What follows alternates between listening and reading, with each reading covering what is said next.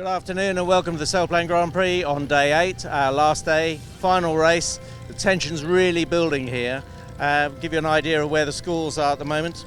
In 4th place we have Roman Mercek from the Czech Republic. In 3rd place we have Sebastian Kawa from Poland on 29 points. And in 2nd place Christophe Rouche from France with 33 points. And our current leader is Maximilien Serres from France on 36 points.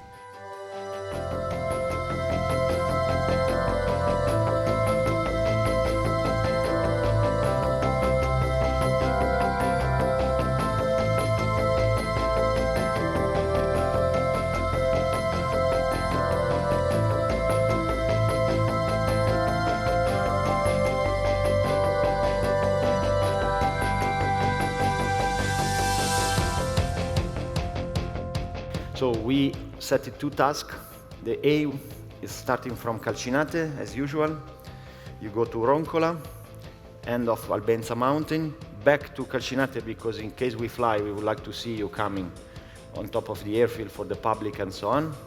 Erba again, and control east and back. This is 195.4 kilometer.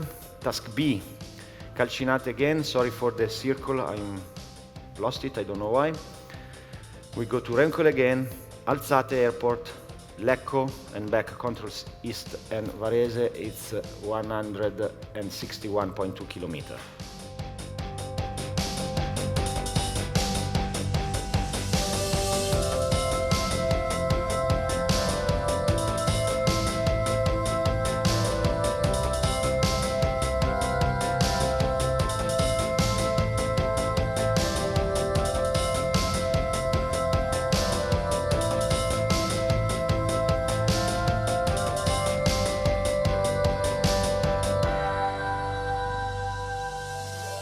So, Giorgio, Yeah. the weather's not really behaving, but we're going to launch.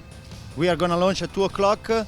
The conditions are okay, but we have some trouble with the visibility. It's a little bit poor visibility, but we hope with some warming up of the atmosphere, the visibility will become better.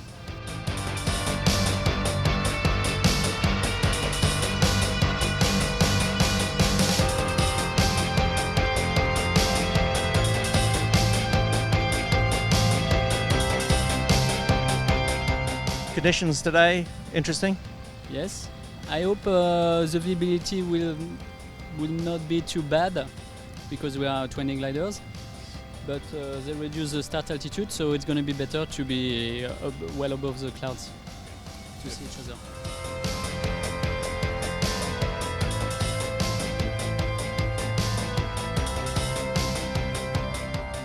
Hi, Giorgio. Hi, Sean. Another day, another task, a different type of weather. The last day, not another day. We will see.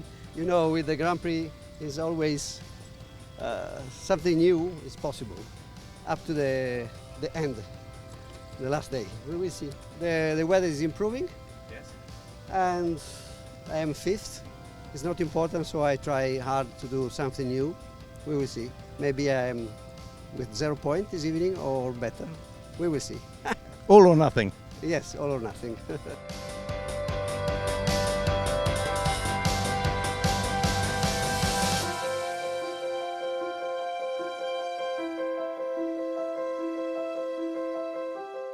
Interesting thing about today is there's an opportunity for somebody to get away, because the other top 4 or 5 pilots won't want to lose each other. You see, we've got Max at the back already, with Sebastian at the back, and they're all sort of sticking together, and I think we can pretty much expect to see those 4 or 5 gliders flying along. Although Christophe Rouche is well ahead, and he's currently line 2nd, so he's not hanging at the back at the moment.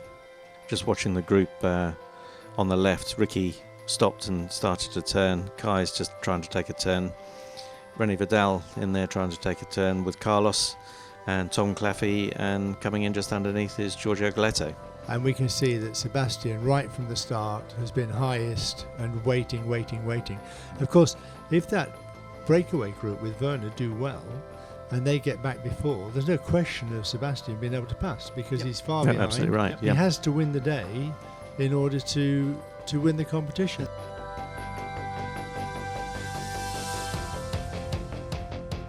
Tom's doing really well here. Yep. He's actually slightly higher than the others, and he's pushing on really well. There should be a nice cumulus on this mountain, shouldn't there? There should be something to mark the thermal. Which way are they going to go after this, Giorgio? Are they going to go to the left along the hills? Yeah, along the mountain, the first part of the mountain, just above the mine, you can see on the right lower corner of the screen. This is the place where the paraglider and hang gliders are taking off from Monte Cornizzolo. So it's a good place because normally you have an indication from the others if there is a thermal.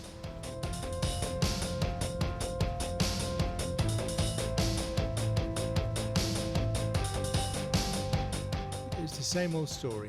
You've got to be patient, you've got to keep your altitude, and the moment you get below that level where the convection's easy, you're in trouble. Well, Sebastian's managed to stay on top, and he's just on the ridge there, leading Max and Werner around the turn. This is the first time we've actually seen Sebastian lead from the front. He's always been back in the pack. Yeah, he was always on top of the gaggle, always staying with Romain and with some other, also Max was with them. This time it seems that he wants to try to win this competition.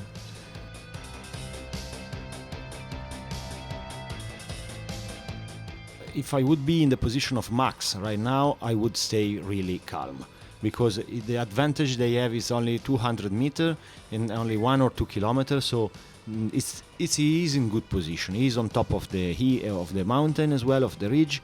He can see Werner and Sebastian thermaling, so he knows that there is a thermal. He can pull up and keep going on. I would not turn. In the position of Max now, I will not turn. And they're only 3 kilometers behind. And these guys going through the turn point, Sebastian and Werner, once they turn around, they'll be able to see them climbing, and they'll have the choice of either going back to the hills or going to that climb. Now go to the climb. I'm pretty sure they'll go straight back to this climb now.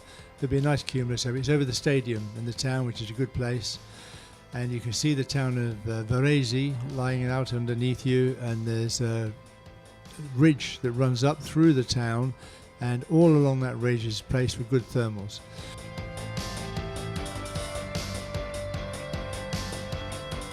They'll stay together and they'll look for the climb that gets them home. I think at the moment they're probably more worried about getting home than they are about who's going to win. Yeah. Because looks like it's going to be really difficult for them to find the lift that they need to actually get back. And of course in the Grand Prix, if there isn't a finisher, there aren't any points. You only get points for finishing the race. So this is not like a conventional World Championship where they keep going to score distance. They all know that if there's no chance to get home when they turn from the turning point, that they may as well land in Alzate or somewhere rather than trying to glide into a field.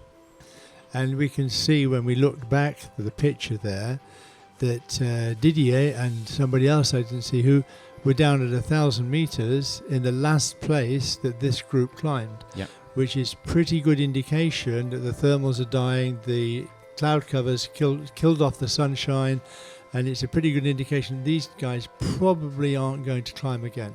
And if they can't find a little bit of ridge lift to get them back up to the altitude they need, they're going to find it very, very difficult to come home.